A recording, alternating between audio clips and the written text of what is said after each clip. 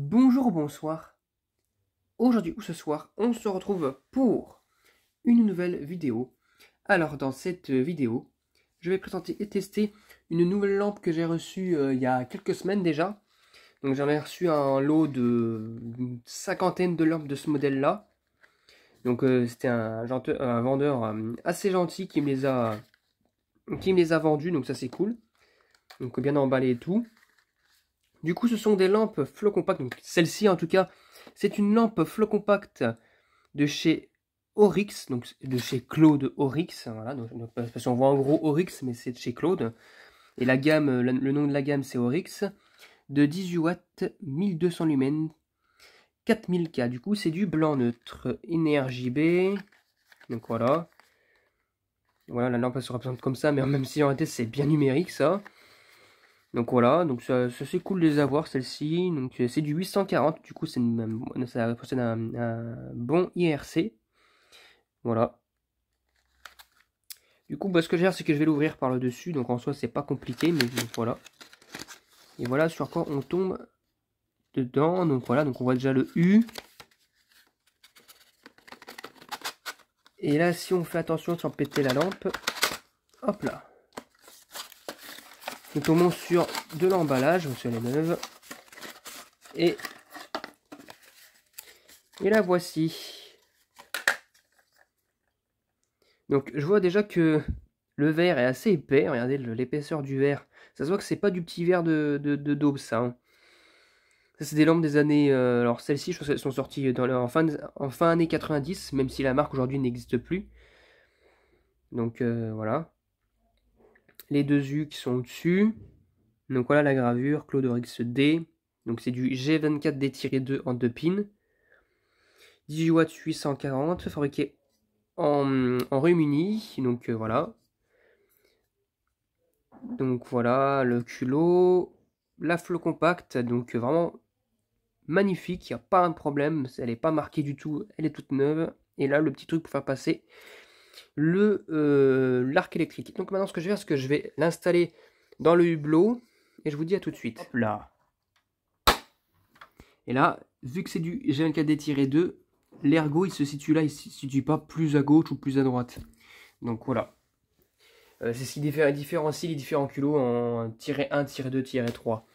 Donc j'allais la tester comme ça côté gravure, puis après je la testerai côté électrode au second test. Allez, c'est parti pour le test. 1, 2, 3.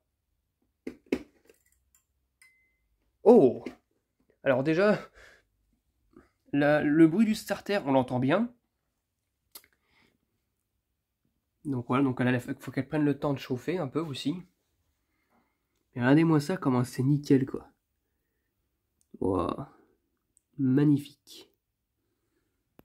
Donc déjà, rien que là, quand c'est chaud, là ça commence à devenir chaud, ça éclaire très très bien là. C'est un beau blanc, bien comme il faut. Ça c'est cool. Donc voilà, elle chauffe petit à petit, elle commence à... Ouais, ça commence à chauffer. Elle commence à s'illuminer de plus en plus. Oui, parce que juste pour info, ce hublot là, je vais bientôt plus l'avoir dans la chambre, étant donné qu'il sera installé. Et j'ai déjà commencé à faire les branchements, donc les pré-brancher. Donc ça va pas tarder. D'ici ce week-end, je continue. J'ai eu le temps la semaine dernière. Là, je continuerai ce week-end. Et ça va y aller, quoi.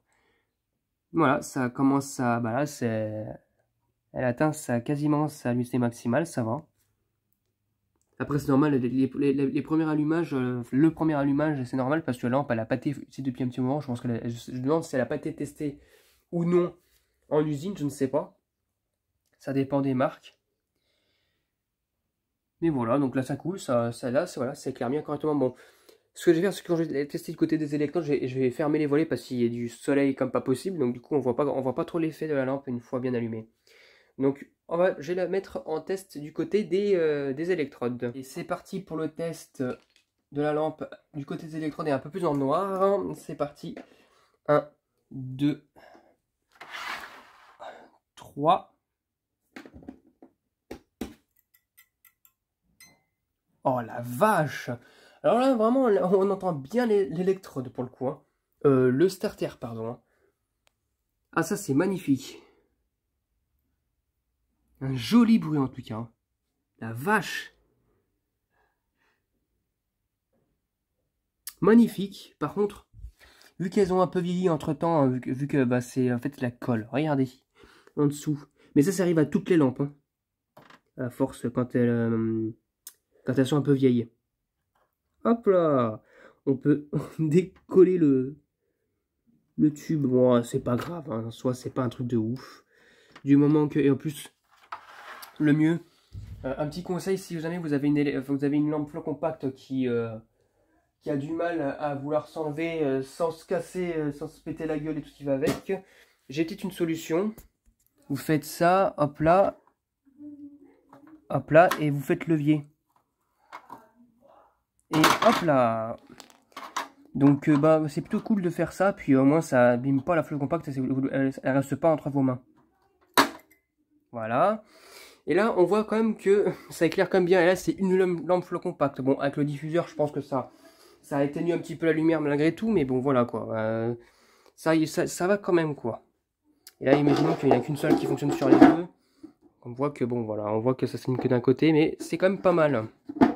Le diffuseur, je vais le renettoyer un petit peu parce que ça fait un moment que le hublot, je l'ai laissé de côté. Et il s'est ressali. Donc bon.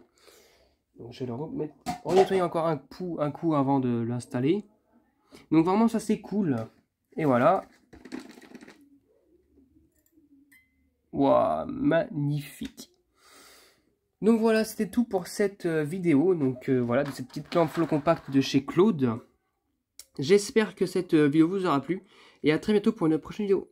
Au revoir.